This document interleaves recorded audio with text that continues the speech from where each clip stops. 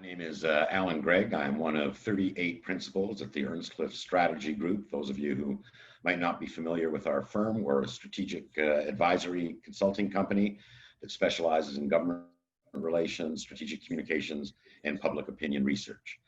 There's not a government in Canada that doesn't have mass and public transit at the absolute center of their agenda. It impacts on innovation, it impacts on competitiveness, it impacts on our ability to meet our climate change goals. Yet we know also in the course of this pandemic, there's probably no sector that has been impacted greater than mobility, consumer mobility. So we're here to talk about how we're going to restore confidence in public transit in this webinar, and we've got an absolute all-star panel joining us from Metrolinx, the president and CEO, Phil Vester, from the Greater Toronto Airport Authority, Hilary Marshall, who's the VP of Stakeholder Relations and Communications. My colleague, Julie Gardner, principal in Earnscliffe in the Toronto office, who does a lot of work with private sector clients who have invested interest in the mass transit sector. And the Honourable Carolyn Mulroney, who is the Ontario Minister of Transportation and also the Ontario Minister of Francophone Affairs. Welcome all. Thanks for joining us. I want to start just by setting the table. I mean, how big is the problem that we have to solve? I mean, Phil, what's happened to your ridership passenger load over the course of the last 2.5 months? Well, at its worst, it dropped by 97% of what it was a year ago, and it's recovering now. But you're right, Alan. This is a mental and physical even reprogramming of our product, our services, and we will have to address how society feels about this, about coming back to work, coming back to the office, traveling again, connecting to destinations that they previously connected to. Hilary, what's happening at Pearson? What's happening at the airport? Is it a ghost town?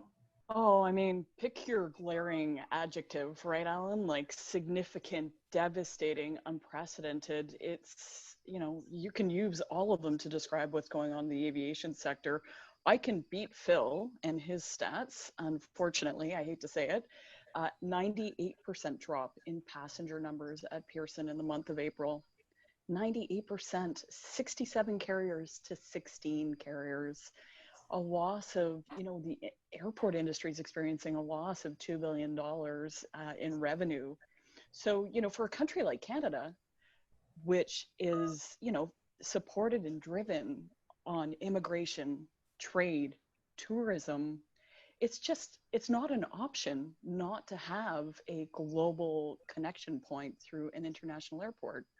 And so, we're going to have to do something to change the approach, to make people feel more confident about air travel. If not, then I guess Canadian airports are going to make great zombie apocalypse movie sets, right? Well, I don't think many people are fully appreciative of just how big an airport is and what a massive economic impact it has in the market. I think we have 40,000 people work there. Did you have to lay anyone off? Right. So that's the second largest employment zone in the country after the downtown core of Toronto. And you're right, people just don't realize it. What a port would have been at the turn of the last century, that's what an airport is. And not all airports are serving that international demand like a big airport like Pearson is. You're just not going to get that same international connectivity in every Canadian city. People fly to one of the big hubs, Vancouver, Montreal, Toronto, in order to go internationally. And so Toronto Pearson would be twice the size of any other airport, 50,000 workers working there every day. And so that is, we feel the loss of those workers acutely. There are tens of thousands of people who've been laid off by the multitude of airport partners, and that's sad. It hurts us. Minister, on my introductory remarks, I commented on how important public transit is to government agendas, their entire economic government agenda being impacted. What's happened to your plans? I mean, you had a whole array of different initiatives. What's on schedule? What's been postponed? Anything been canceled? Well, as you know, we put forward a pretty bold and ambitious agenda for transit in the GTA before the pandemic. And, you know, our transit agenda is the same post-COVID. We are still enthusiastic about moving forward with our 4 priority transit lines. And we've actually announced some significant steps forward in the midst of the pandemic. We announced our partnership with York Region only a few weeks ago, which was endorsed by York Regional Council. We announced 2 RFQs to request for qualifications for the Ontario line. Just before the pandemic, we announced RFQs for Scarborough and for Eglinton West. So we're moving forward with these ambitious plans. I know people are talking about whether, given what Phil was talking about, the significant drop in ridership, you know, we shut down the economy. We told everyone to stay home, and everyone did that, and we have been successful in flattening the curve as a result. But as we move forward, public transit is key to our mobility. Many people don't have the option other than public transit. So we recognize that confidence in public transit has taken a hit, and we're working to address that. Metrolinx has been a leader for public transit agencies across Ontario. So we're working on rebuilding that confidence, but we ourselves are confident that this transit infrastructure is still greatly needed in Ontario, and it's also core to what we think is needed for Ontario's economic recovery. Just on the things that have been done, I want to talk about going forward, but I'm interested, Phil and Hillary, what you've done to date. Even though you're down to 3 to 4% of your normal passenger load, what have you been doing to keep your workers safe and commuters safe at this point in time? Phil, you first. Yeah, so Alan, we've put around 400 different types of issues in play, and with 40 action plans to address those roughly 400 issues we've identified that needs addressing. We did things like issue all of our people with healthcare packs, which have got face coverings in and hand cleanser. We've put in polycarbonate screens to keep our drivers safe and isolated from customers as they join buses. Huge focus on our customers, though, is all about changing our value proposition to a customer when they travel. You may think transit is about getting someone from point A to point B. We've changed our value proposition to say, we actually care about your health and your safety. And we have these health kiosks, about 21 of them across our network. Our minister announced, Minister Mulroney announced that we'll have polycarbonate screens between every seat on a bus as well as on a train to keep you safe, which is a significant investment. We are thinking longer term. I personally think there's a second and a third wave coming. We've added hand sanitizers at every door entrance to every train and every bus. And so, Alan, we've got around 40 of these action plans to address the different issues our customers feel and our people feel as well, to make sure we can offer that safe service. How are the passengers reacting to all of these changes? Extremely positively. We've got a great customer contact strategy and a customer list. And we've been polling our customers regularly throughout April and May, getting their opinions, what will matter to you, what will make a difference to you. And therefore, we have such a strong sense of what our customers want. We've worked with the top 6 issues they've identified that they want addressed. We've addressed them all. They don't want to have to open doors. They want to have us sort of tactfully enforce the wearing of face coverings. They want us to make sure that they are safe when they are in a bus or a train. And so these things and these items of feedback from our customers have been extremely important for us in deciding what strategy we follow.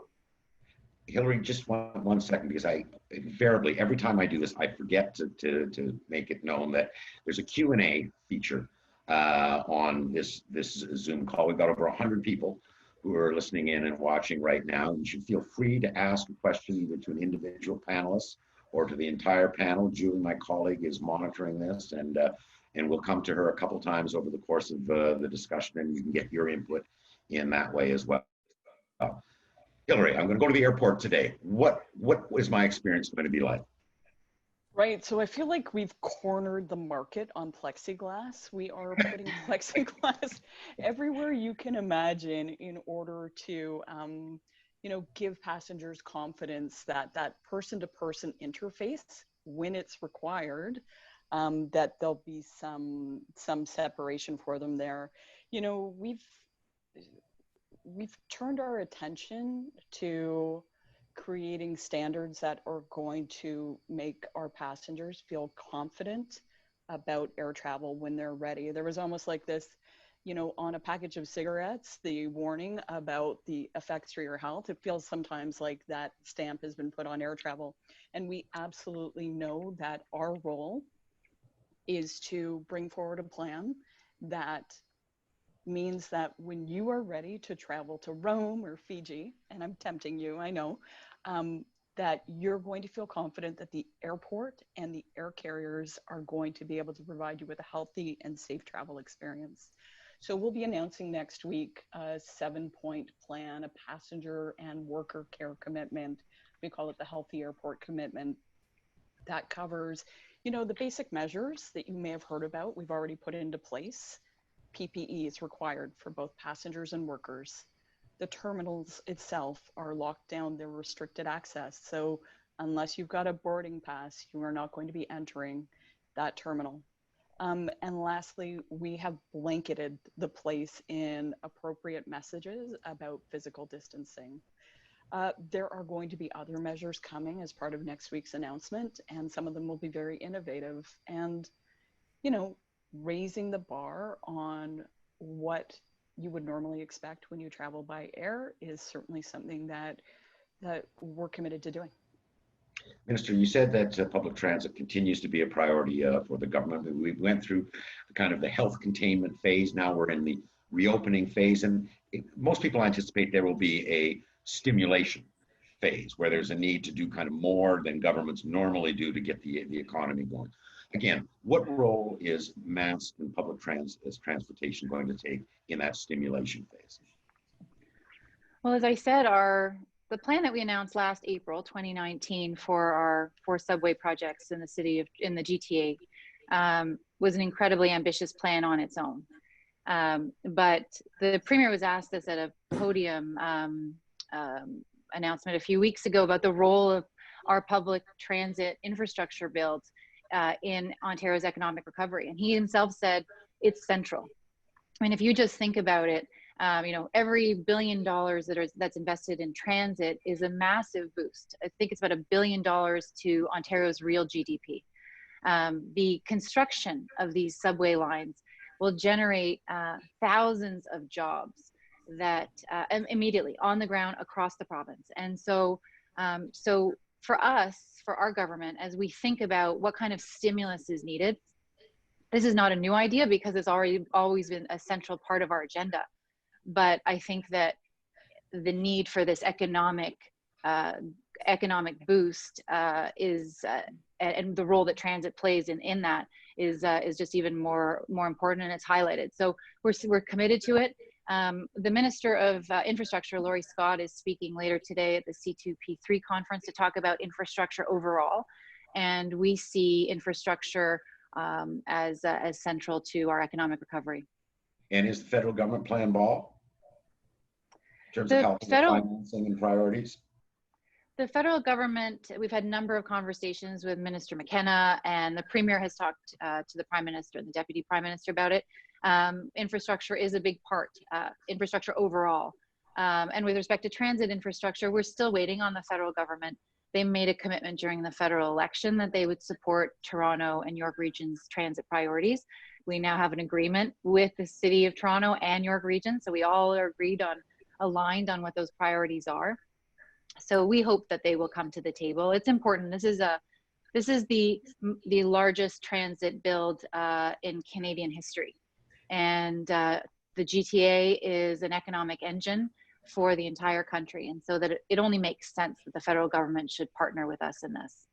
Julie, I mentioned off the top, you do a lot of work with private sector clients who have a vested interest in public transit, specifically the Corridor Coalition between Kitchener-Waterloo and Toronto, involved with the airport and others, trying to get, high speed. I keep on forgetting, you've got so many names for this, two-way, all-day, fast trains. What's their outlook right now? Has anything changed in terms of their ardor for these kinds of projects? Are they more hesitant today or not? Thanks for the question, Alan. It's a really good one, and certainly appreciated the minister talking about GTA as the kind of economic engine. We consider the whole innovation corridor as kind of part of that that really is critical and strategically critical zone that's going to help propel the recovery in Ontario and ideally all throughout Canada. And I have to say that since this crisis unfolded in mid-March in Canada, they've remained incredibly confident in the project and in sort of the notion of building it back better. Yes, of course, the travel has been hit hard. Hillary was mentioning some statistics around 98% decline at Pearson. That's consistent with kind of the business results and stats, and sort of 98% of businesses halting it internationally altogether, as well as domestically, 92% kind of halting domestic travel, and 95% of global companies stopping sending their international travel. But there's great optimism that business travel domestically and internationally is going to return, and folks are looking forward into the future, recognizing that construction, as the minister said, is a great way to stimulate the economy, but also that these projects, even if they're announced tomorrow, which on two-way all day go, we're hoping for some movement soon, won't be delivered for another 5 years. And so in that time, the world will look a lot different. And certainly it sounds like Metrolinx is making a great deal of progress with right now in terms of restoring confidence and putting in measures in place to keep passengers safe. But in 5 years from now, we'll be in a very different place. So confidence remains high, and certainly the will to see the government invest in these projects is high. And I think that was supported also, Alan, in the research that our team did around the province in terms of the willingness to see investments go into things like transit coming out. I think, Alan, it's perhaps useful to say that just supporting Julie in that is that we've had it on with all of our construction programs. We've got a new Union Station bus terminal opening soon. We've got a station up at Bloomington opening soon. We actually used reduced ridership during this period of time to curtail some of our rail services and get more rail infrastructure done, such as the Davenport Diamond, and speed up some of our construction programs. I think the point the minister made earlier is a point that's so powerful. If you think of the GO network, for every dollar government spends on the GO network, the contribution that comes back to Ontario is $2.6 for every dollar spent, economic impact. And I think that's the core issue here in terms of transit, is that, yes, sure, it is about moving people. But it's a huge economic impact. And Julie's point that 5 years from now, the world is potentially a different place with different demons we have to deal with. Still, the economic impact would be extremely powerful. And we've just headed, none of our construction is stalled. It's all moved forward at speed. But let me ask you a supplement to that, though, because it's one thing to have all kinds of infrastructure in place. It's quite another to have people using it. I mean, Angus Reid Institute is doing a weekly poll, and it says that the only thing that people are less reluctant to do than get on public transit is to shake hands. Do you have any sense yourself? I mean, what are the major attitudinal barriers preventing people from coming back in the kind of numbers that we saw pre-COVID? This is why I think if you approach this return to transit as a purely mechanistic structural thing, such as wear face coverings or something like that, I think you are missing the really important point of you need to affect people's behaviors and sense of comfort they have with transit. And so, yes, it's necessary to do things like face coverings, and that's part of the societal change we'll implement.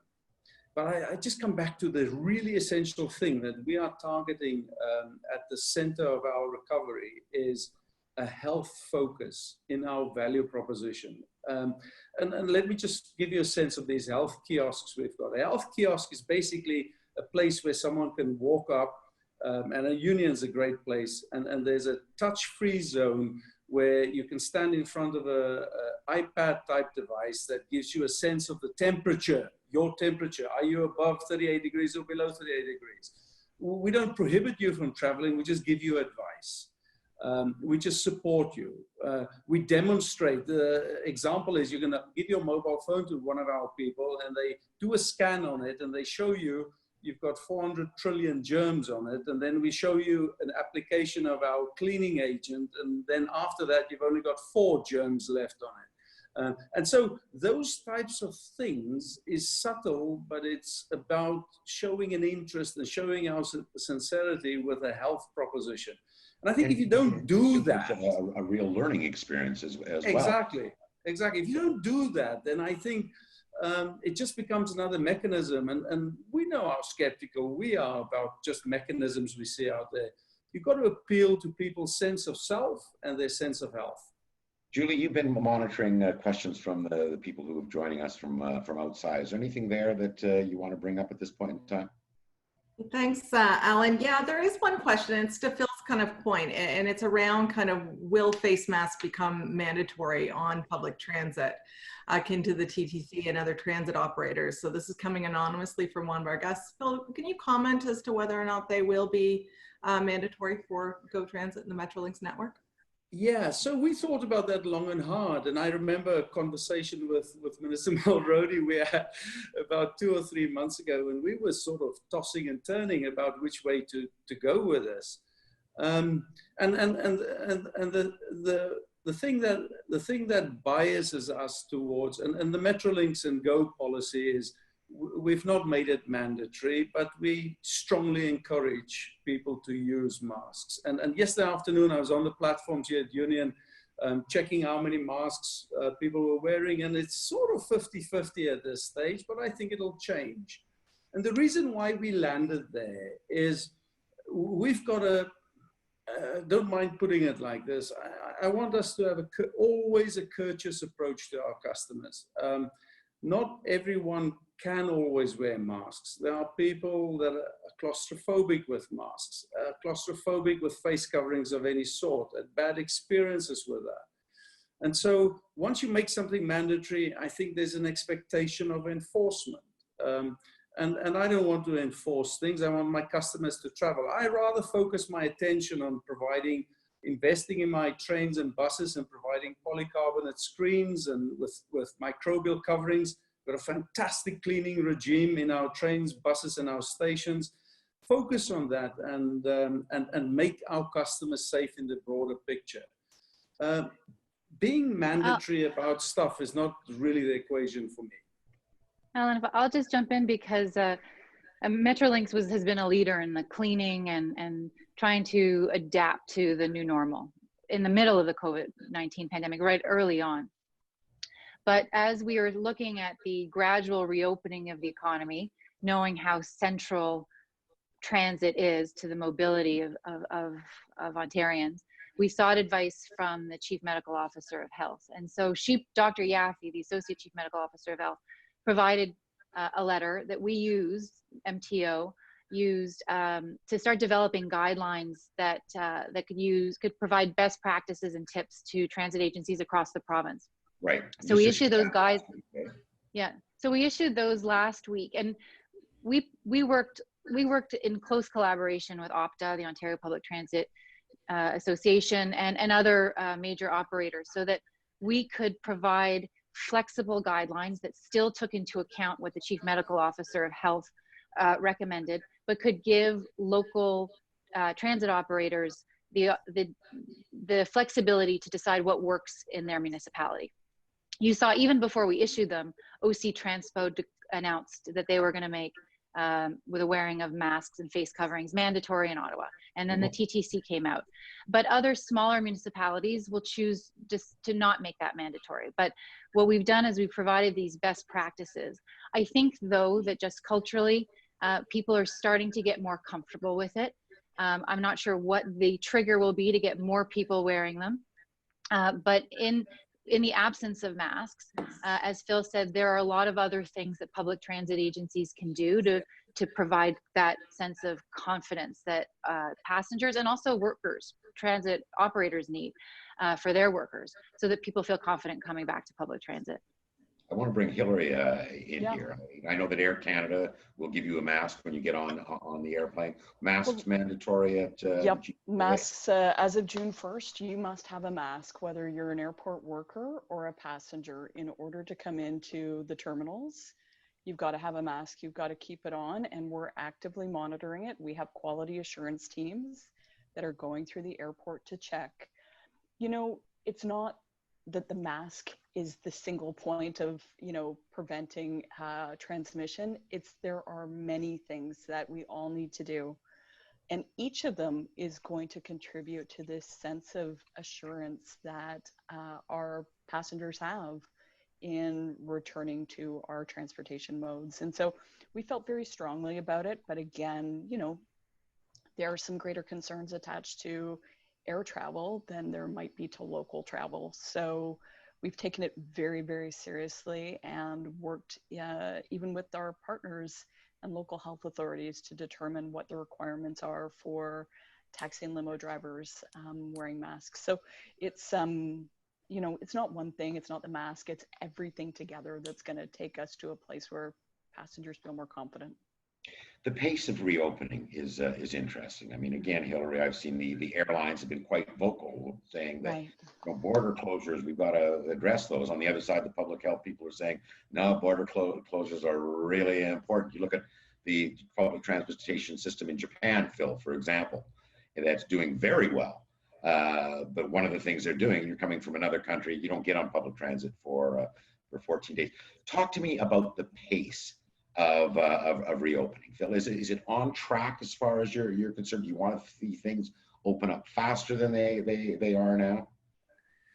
So I think this equation of a second and a third wave, and even if you look as early as this morning, if you look at the stats out there, more than half of the states in the USA are now ramping up in terms of their cases, and that doesn't spell any good news for early opening and not being cognizant of the realities. And you know, if you look at how governments operate, governments make different choices, of Sweden being a great example, where they never had a lockdown and they had a different strategy of herd immunity and the like. Our government is following what I think is a very, very, very appropriate path, and making sure we open up at the appropriate rate. For us as a transit agency, I'm talking to business leaders throughout the GTA and downtown, and we are recommending that the different businesses think about staggered opening of their offices during the day, so that we have a shift of office workers starting perhaps at 7 o'clock in the morning, 8, 9, 10, 11, that allows us to distribute people evenly throughout the buses. It helps with lifts at all of these high-rise buildings where lifts can't take, if everyone arrives at 8 o'clock, they can't get to their office in any case. And I think there's a very mature approach and dialogue happening out there. And I think it starts off with the government's appropriate strategy for reopening. And then from that point onwards, people like us must find the way to make the logistics work and get people moved throughout the region. Minister, you just touched very briefly on the guidelines that you issued for public transit. You want to talk to me more about that and what your intention is and what your hope is, I guess, by issuing these guidelines? Well, it's all about increasing confidence and trust in public transit. So as I said, you know, we issued the declaration of emergency 3 months ago. And it had the effect of shutting down the economy, keeping people at home, and effectively flattening the curve. But as Metrolinx kept running, most public transit agencies across the province kept running. Some did not, but most kept running, and that kept our essential workers. We gave our essential workers an opportunity to go to and from work, and so we know how essential public transit is.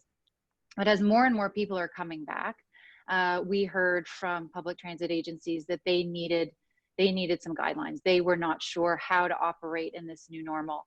The costs of operating transit agencies are escalating with fare box revenue down, and the costs of cleaning are high. You have to, Metrolinx, for instance, is running more buses and more trains to allow for physical distancing. So your ridership is low and your costs are incredibly high. And so they're trying to adjust to this new normal. And on top of that, you have the layer of confidence. But we think that these guidelines, we've surveyed jurisdictions in the United States and across Europe that were ahead of us in their reopening to see what works, what people respond best to. I think that the health kiosks that Metrolinx has set up is key. Education is a big part of it.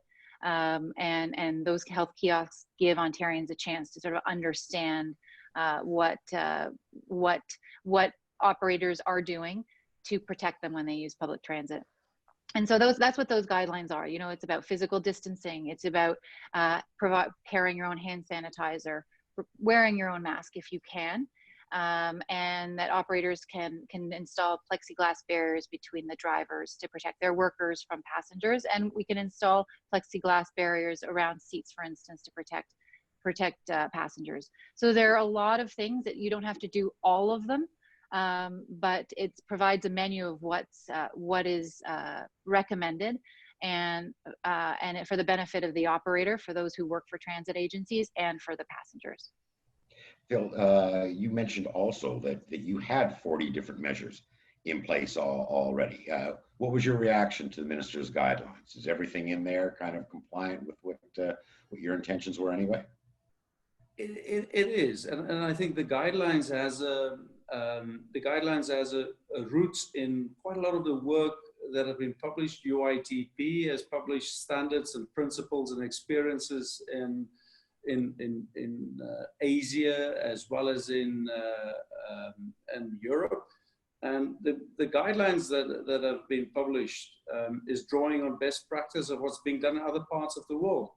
It's been quite exciting, Alan, to be honest, to see how quickly people are going into print with advice and experiences and feedback on what they're doing. I mean, about it's not 4, it's probably closer to 6 to 8 weeks after the big outbreak in China, we knew what the transit agency in Wuhan was doing with their decisions and choice on ridership and why they blocked and totally stopped their transit system. And there's quite a good flow of information. And I think what the transit guidelines that the minister and the ministry published draws on all of those experiences.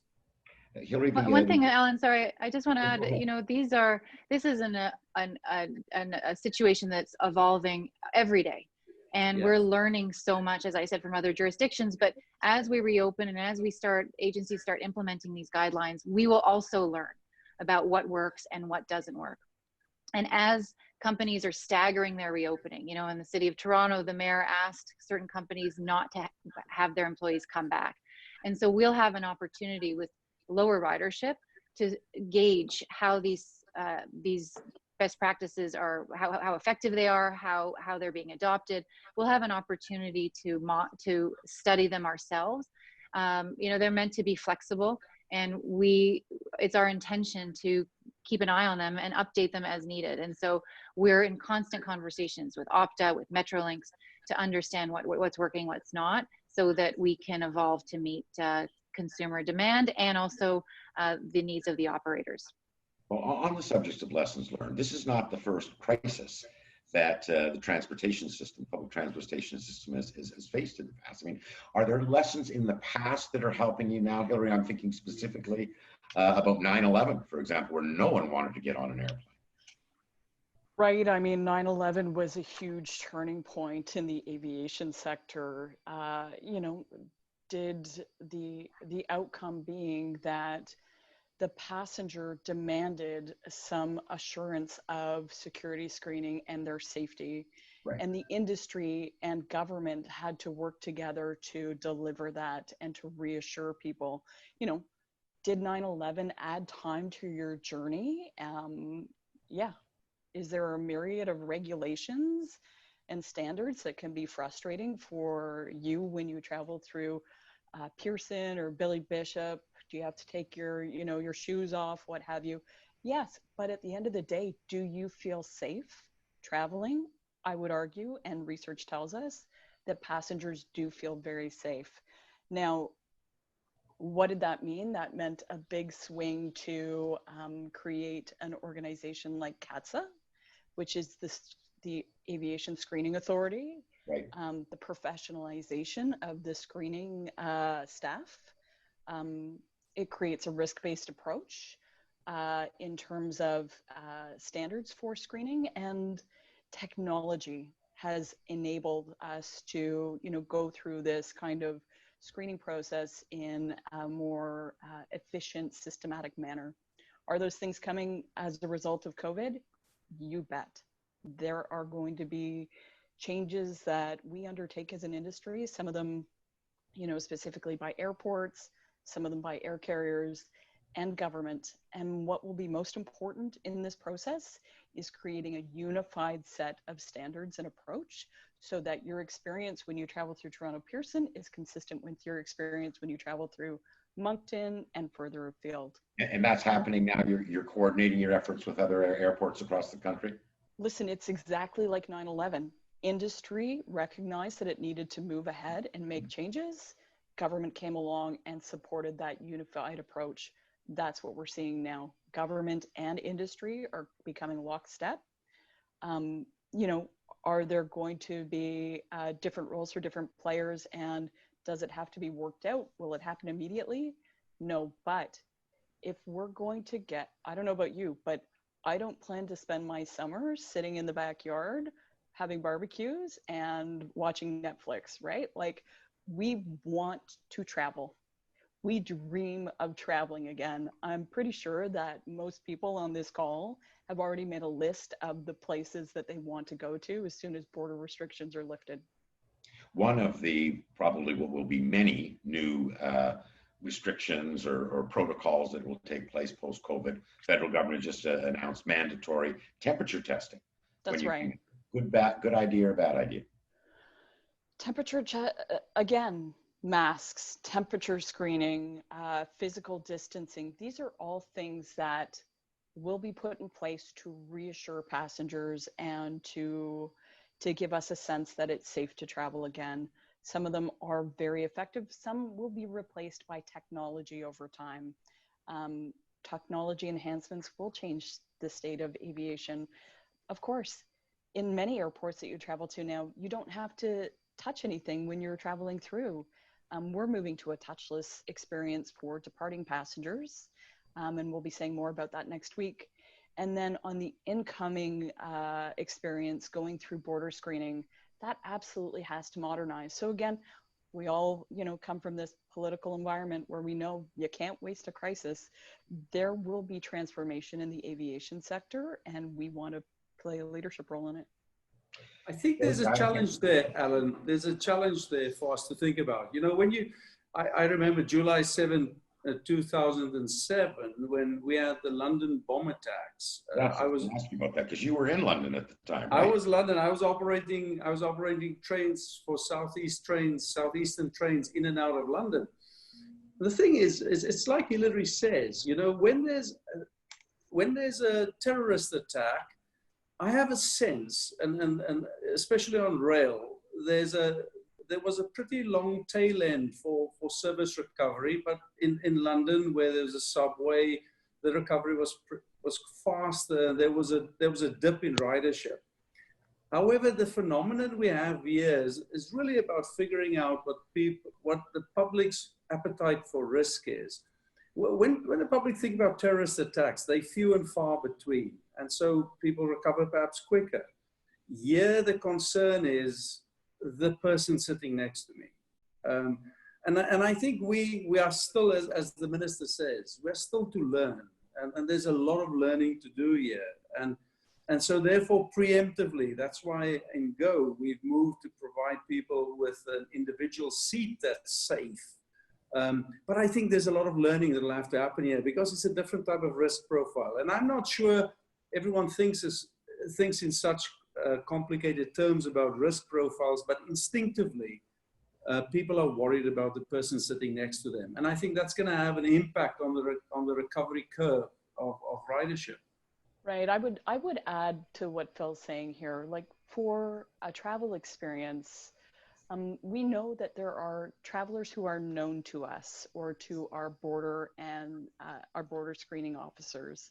And so there might be a different approach for screening some passengers as opposed to those who are known. And so, you know, when you think about this experience of a blanket approach to health and safety screening measures, perhaps what governments need to drive forward with is a more specific travel experience for those jurisdictions that are considered to have low cases, low incidence of COVID. And assuming that the airport and the air carrier has created the healthy corridor to get you there, then, you know, government can feel more confident in lifting some of those restrictions with those markets that have those low incident rates. So there doesn't have to be that exact same approach across the board. Next question for the minister, and then I want to bring Julie in. But no matter everyone's pulling on the oars at the same time, working on consumer confidence, it's going to take a while, I think, anyone's initiative. And if there's fewer people using mass transit, there's more people driving. We know that that's not good. It's not good for productivity. It's not good for congestion. It's not good for the environment. Any plans on an interregnum basis between where we are right now and where we have full confidence in public transit to ensure that we don't have, you know, a wholesale return to the individual passenger automobile? Well, I think that some people, as I said, some people don't have the luxury of having their own car. And so they've always been public transit users, and therefore we have to make it safe for them to use it. I think that as companies are influencing the behavior of their employees and encouraging them to stay home, people may actually think there is not as much of a need for a car. They won't be traveling as much, and therefore public transit will be a lower cost option for some people. We're still learning a lot about how either government measures or corporate guidelines are going to be influenced people's behavior. But I am confident, as Hillary is confident, that people are making their lists of where in the world they want to travel to. I'm confident that people will be coming back to public transit, even if only because of the growing environmental consciousness that we all have, and knowing that public transit plays an important role in reducing greenhouse gas emissions. And so that is, to me, an important part of our plan. But I think it's also something that's top of mind for certainly a new generation of Ontarians who will be entering the workforce. I also think, there are more studies that are coming out about the benefits of working from home and some of the problems, the implications of working from home. And, some people are deeply affected by the lack of society that they have. And so they're going to want to come back to workplaces. And so workplaces are going to have to adapt. And they are thinking through that as we're thinking through the challenges at public transit, but public transit will always be there. So I'm not, I know that the roads are not as busy right now. We are able, as Phil said, to get some construction done on our roads and highways and bridges across the province. People are actually, I can tell you, those who are in using their cars are driving a lot faster than they were before. We're seeing an increase in stunt driving, so we're actually working on trying to educate people on the risks. Yes, so we are all very hopeful that people will come back to public transit, use our roads more safely than they have been during COVID. Judy, I wanted to ask you about that because I mean, I believe probably one of the reasons that public transit is so high on government's agenda, obviously we've talked about here, is it's supported by the business community. It's supported by the business community because of the investment numbers that Phil pointed out. It's not just spending, I mean, it's actually investing, but the impact it has on talent acquisition. I know a lot of your clients are very interested in that. Right now, today, are they demonstrating any kind of buyer's remorse about their support for public transit, saying, geez, if I could keep all of these guys at home, I wouldn't have to be spending quite as much on office space? You hearing any of that kind of talk? Alan, it's a great question, but no, I mean, no, I haven't heard that. Certainly there's going to be just made some stuff up. I think there's going to be certainly, and we all know there's going to be changes in how the workplace works and how, you know, whether we go to the office Monday to Friday or whether we go in 3 days a week to get those kind of social benefits. But certainly I think the office still has a place, and business travel still has a place. And business travel in terms of transit and a lot of the innovation companies, one of the issues that was there was the kind of the millennials that don't drive cars and don't have driver's licenses, so that it not being an option. The other aspect was lost productivity. And so, I mean, I've driven from Kitchener-Waterloo to Toronto for my entire professional career. And I can tell you that 2.5 hours, if I have to get in my vehicle, unless I can be on a call safely on hands-free doing that, it's completely lost time in terms of a productivity standpoint. And so what we were hearing from a lot of the companies that were part of the Connected Corridor is that they wanted their employees to be able to jump on transit at Union Station to come to Kitchener-Waterloo or to Guelph or to Brampton, any one of the communities on the line, and be able to be productive on their laptops, sending text messages, communicating with their teams. And those needs will still remain in a post-COVID world. So those things are really good. I think that the things that businesses are looking for are similar to what the minister and Phil and Hillary have been talking about, is they're looking for that kind of guidelines that they can reasonably say as an employer, I can send my team out there or tell my team they've got to travel throughout the corridor or jump on an airplane to go to this meeting, and they will be safe. And so that kind of reassurance and that knowledge is going to be really beneficial. The second thing is with respect to international travel is the quarantine. So if you need to go for a 2-day business trip to New York, and that means that you're going to be in quarantine for 28 days, you're going to think long and hard about whether or not you actually need to be there in person. But, you know, businesses for a long time have been weighing the options versus inside sales and outside sales. And it's really proven, and I don't think COVID has done anything to shake this confidence, that there are really strong benefits to kind of the in-person sales experience, especially larger, more complicated transactions. And so I do believe that those kind of things are going to hold true in a post-COVID world. And maybe even, we've learned a lot about using platforms like Zoom, like we're using today. But I do wish that we were sitting in some chairs on a stage all together today.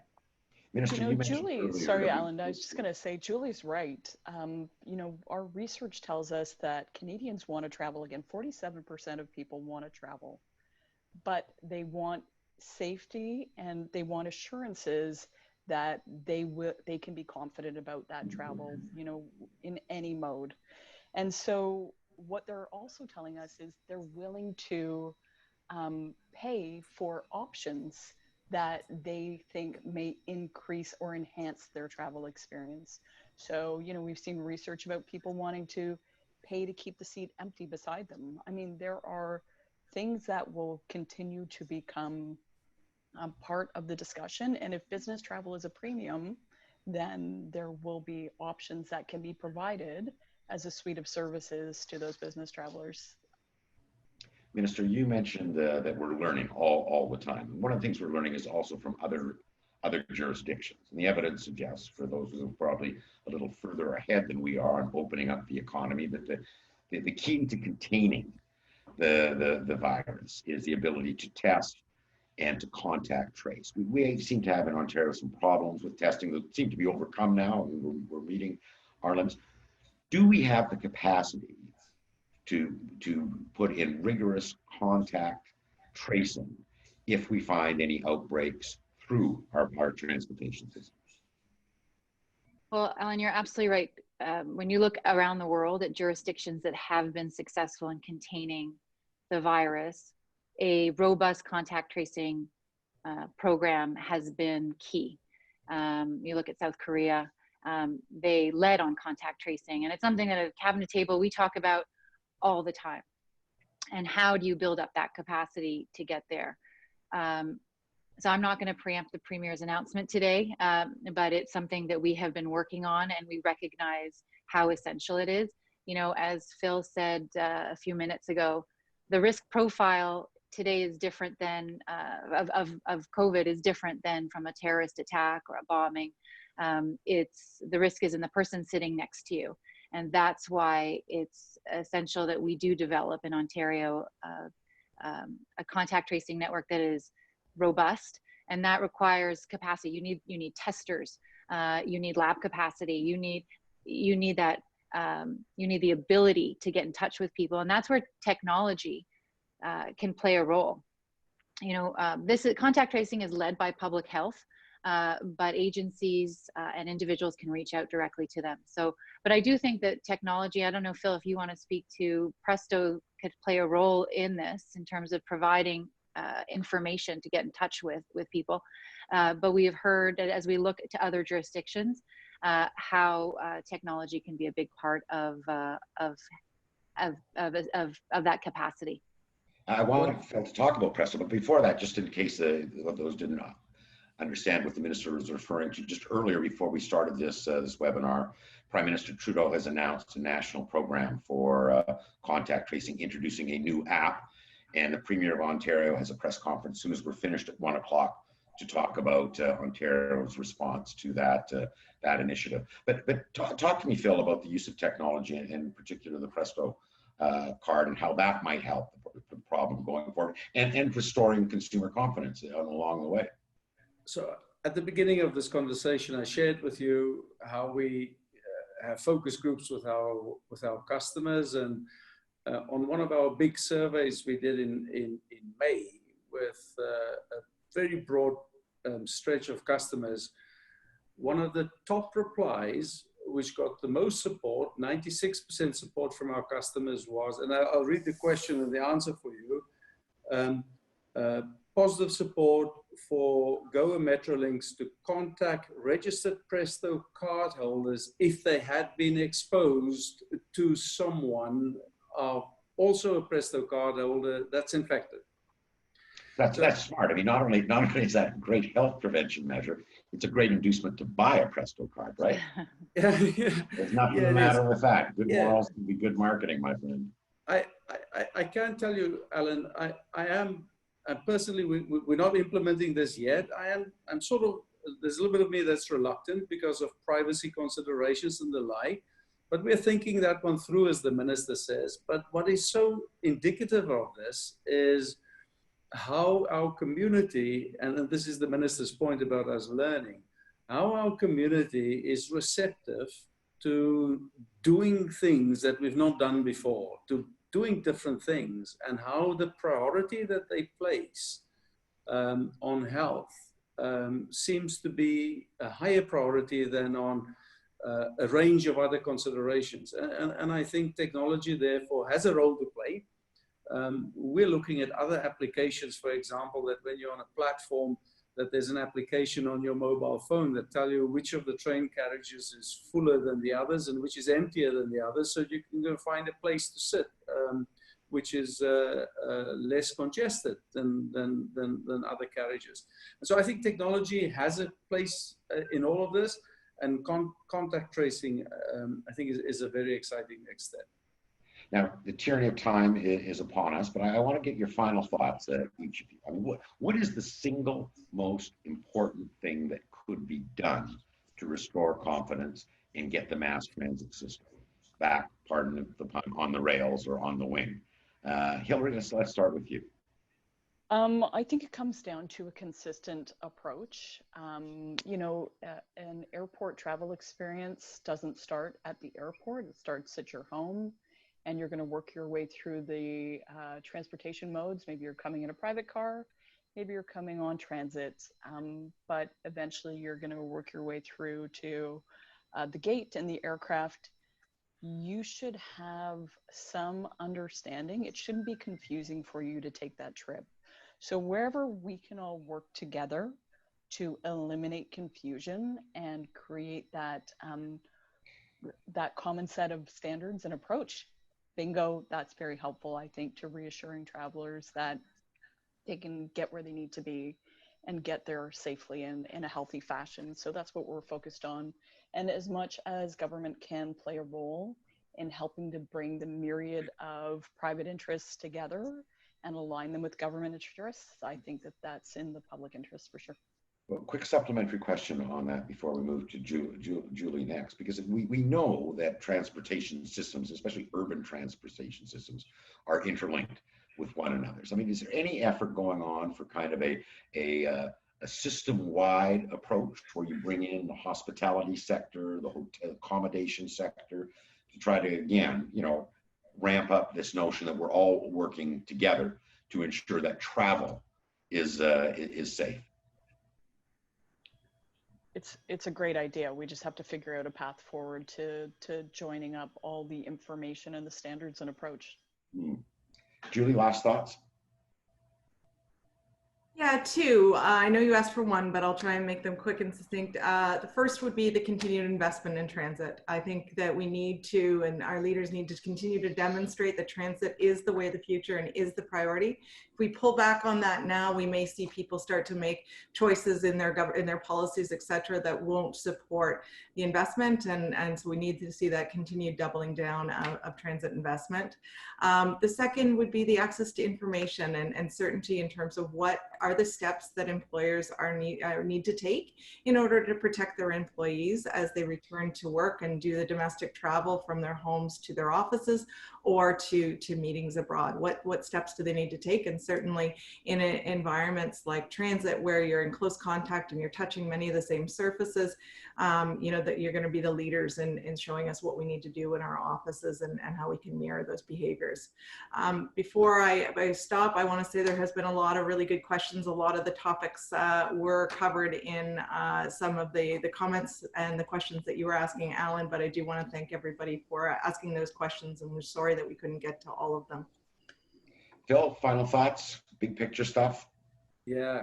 Well, Alan, my business is all about customers. So if you ask me what's the most important thing to do, it's sort of three things perhaps. It's listen and again listen to your customers, then learn from it, as the minister said, and adapt. We have to be fleet of foot. We have to move fast, and we have to focus and figure out what's really important to our customers and make sure we deliver that. Minister, final word to you. Well, I've spoken a lot at length today about confidence, and for me, that's top of mind. Making people feel safe and confident when they use public transit is key. In the interim, pre-vaccine, I've also focused on the fiscal sustainability of transit and the viability of our transit operators. They're undergoing a major cash crunch across the province. It's not just an Ontario-based problem, it's across the country. And so we're focused on that and government's role in supporting transit agencies. But that said, I'm confident that we will be able to move forward, and therefore building a world-class transit infrastructure in the GTA and across Ontario with our GO Rail expansion is key. And so those are the three priorities for me. Well, my panelists, I want to thank you very much. Hilary Marshall, Phil Vester, Julie Garner, and Minister Mulrooney. Thank all of you for tuning in, and let you know that we will be sending you a link afterwards that is a slightly edited version. So anytime anyone made a little mistake, it might be no longer there, that you'll receive. As Julie suggested, those of you who asked questions we weren't able to get to, we will try to provide a response to you. And at the same time, if there's anything that you want to contact us about, you can reach me at alan@earnscliffe.ca. So with that, I want to thank everyone again, and just remind you all to be safe and be kind. Thank you.